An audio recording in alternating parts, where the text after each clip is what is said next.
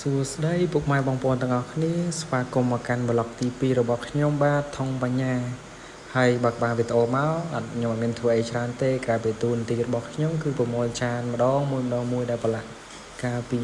ល្ងាចម្សិលមិញអីចឹងយកទៅសម្អាតហ្នឹងហើយចាំមើលយើងតើមើលសកម្មភាពសម្អាតទាំងអស់គ្នាជាមួយខ្ញុំអូខេគឺអ្នកគ្នាបានឃើញចឹងអានេះខ្ញុំយកចានទៅដាក់កន្លែងលាងតែមើលតែរាញ៉ៃតិចហើយព្រោះខ្ញុំនៅកន្លែងផ្ទះជួលអញ្ចឹងពុំមានឡាបូគ្រប់គ្រាន់សម្រាប់ចំអិនអាហារទេអានេះខ្ញុំដាក់កាមេរ៉ានៅពី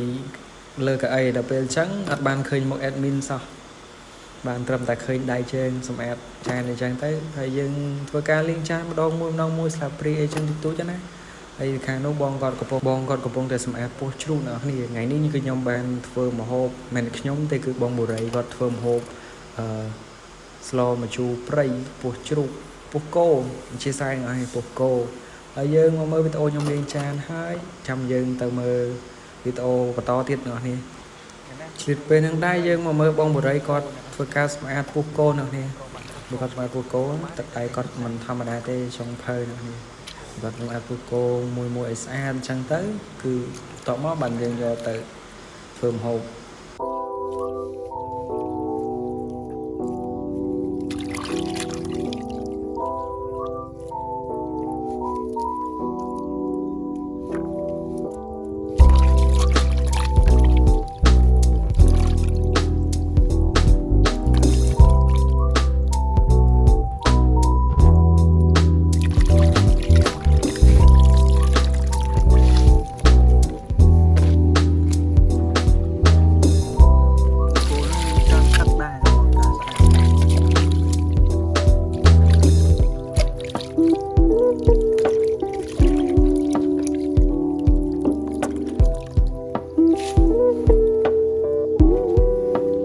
ឥឡូវនេះពោះគោកំពុងតែសម្អាតហ្នឹងក៏សម្អាតបានហើយរួចជាការស្រេចហើយយើងយកពោះគោទៅរៀបចំកន្លែងធ្វើម្ហូបស្របពេលហ្នឹងដែរ admin កំពុងតែឃ្លានកាហ្វេអ្នកនរគ្នាហើយក៏រៀបចំឆុងកាហ្វេមួយកែវសម្រាប់ញ៉ាំនៅពេលថ្ងៃសារអារម្មណ៍ស៊ីសើអញ្ចឹងខ្វះកាហ្វេបានទេហើយមុននឹង admin ផឹកញ៉ាំកាហ្វេហ្នឹងក៏ admin ដាក់ទឹកសុទ្ធមួយកែវសិនហើយបន្ទាប់មកក៏យើងដាក់ទឹកចឹងមកណាតើមកយើងទាញកាហ្វេរបស់យើងមកមួយកញ្ចប់ដើម្បីឆុងអ្នកនេះយើងហែកកញ្ចប់កាហ្វេមកអានេះកាហ្វេ Next Cafe ខ្ញុំញ៉ាំវារងថ្ងៃប៉ុន្តែសម្រាប់ខ្ញុំនៅខ្សោយទេអ្នកនេះវាអត់ខ្លាំងទេមួយថ្ងៃខ្ញុំផឹកពីកញ្ចប់អីតមកយើងធ្វើការហែកកញ្ចប់កាហ្វេអ្នកនេះបងប្អូនអ្នកខ្លះដែលអត់ចេះហែកកាហ្វេមកនេះមក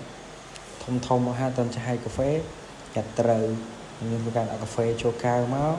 បន្ទាប់មកក៏ខ្ញុំយកកញ្ចប់កាហ្វេហ្នឹងយកមកកូរកាហ្វេអ្នកនេះដោយសារតែមនុស្សខ្ជិលតាំងស្រាប់ហើយខ្ជិលលៀងខ្ជិលអីក៏យកថង់កញ្ចប់កាហ្វេហ្នឹងយកមកកូរកាហ្វេអត់ប្រើស្លាបព្រាទេហើយឥឡូវនេះកាហ្វេយើងក៏រួចរាល់ហើយយើងក៏ធ្វើដំណើរទៅជួយបងបុរីក្នុងការធ្វើម្ហូបបន្តទៀតអ្នកនេះស្របពេលហ្នឹងខ្ញុំប៊ីតែនឹងផ្លេចអ្នកនេះលួចស្វាយគេនៅតាមផ្លូវបាន3ផ្លែហើយខ្ញុំក៏រៀបចំយកស្វាយហ្នឹងទៅបុកអំបិលម្ទេសដើម្បីញ៉ាំមុនបាយដល់នេះឲ្យវាហឹលកាហាយតិចណាបន្តមកយើងធ្វើការរៀបចំដាក់គ្រឿងបុកអំបិលម្ទេសនេះមានអំបិលស្ករបន្តិចអញ្ចឹងទៅហើយរសជាតិចំណង់ចំណូលចិត្តទៅតាមហ្នឹងអ្នកឲ្យចង់ប្រៃទៅក៏ដាក់ស្ករដាក់អំបិលឲ្យច្រើនទៅបើសិនតែចង់ផ្អែមទៅក៏ដាក់ស្ករឲ្យច្រើនទៅនេះហើយខ្ញុំចូលចិត្តរាងផ្អែមបន្តិចតទៅពីយើងដាក់គ្រឿងហើយយើងធ្វើការបុកអំបិលម្ទេសយកតែម្ដងហើយតទៅពីនឹងហើយខ្ញុំប៊ីតែនឹងផ្លេចអ្នកនេះបង្ហាញពីគ្រឿងផ្សំនៃការធ្វើសម្លម្ជូរព្រៃពោះគោគ្រឿងផ្សំយើងមានដូចជាស្លឹកក្រូចកូឡូស្គ្រៃមានរំដេងតិចទៅហើយម្ទេសខ្ទឹមយើងធ្វើការដំគ្រឿងវាចឹងមកហើយខ្ទឹមម្ទេសអីក៏យើងក៏ដំវាទៅតាមនឹងដែរអ្នកនេះនេះម្ទេសយើងដំហើយដំចឹងហើយយើងយកវាទៅដាក់មួយអន្លើយើងដំខ្ទឹមសមកចឹងដែរមកណាខ្ទឹមសមកកំពឹសហើយបន្ទាប់មកក៏យើងហាន់រំដេងនេះរឹងចាស់តិចបន្ទាប់ពីយើងហាន់រំដេងនឹងគ្រឿងក្រៅនៃការធ្វើសម្លម្ជូរហើយយើងចាប់ផ្ដើមហាន់ពោះគោនេះពោះគោ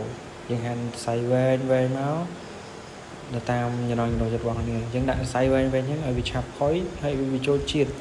ហើយណាមួយពេលដែលយើងធ្វើឲ្យវាមានជាតិឆ្ងាញ់នេះមុខចុងភៅនេះយ៉ាត់អត់ស្គាល់មុខចុងភៅ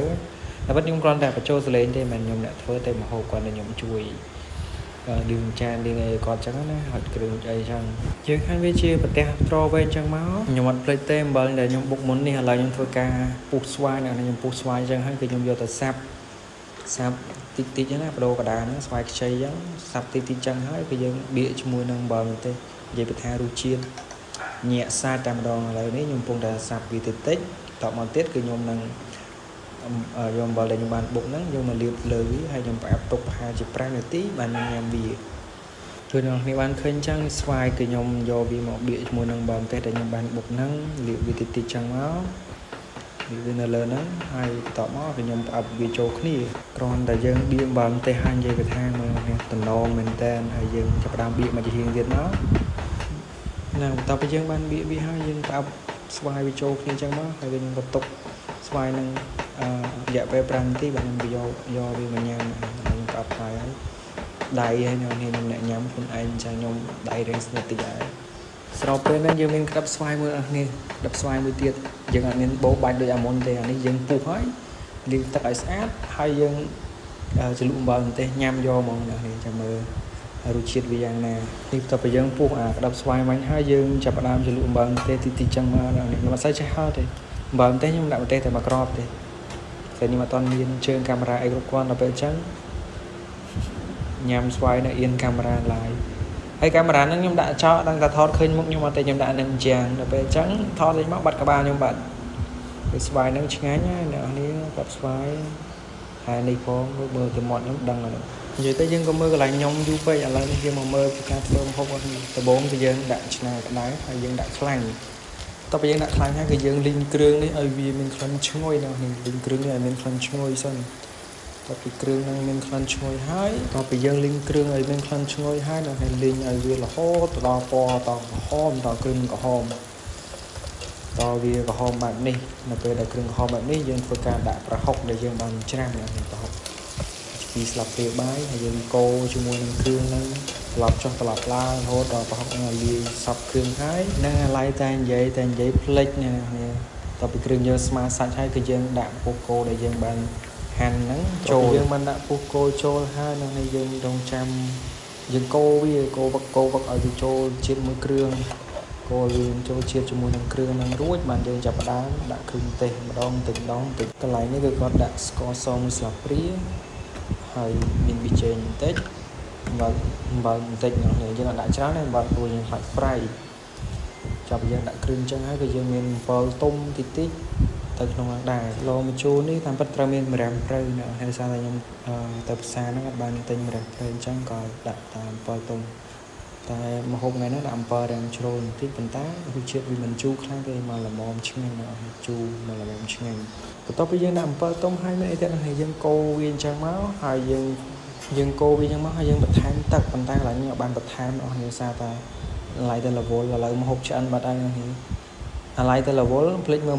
ម្ហូបដាច់ទឹកបាទអ្នកនរនេះទៅជីលក្ខណៈឆាជូរអែមវិញអរគុណបងប្អូនអរគ្នាសម្រាប់ការទស្សនានៅវីដេអូមួយនេះ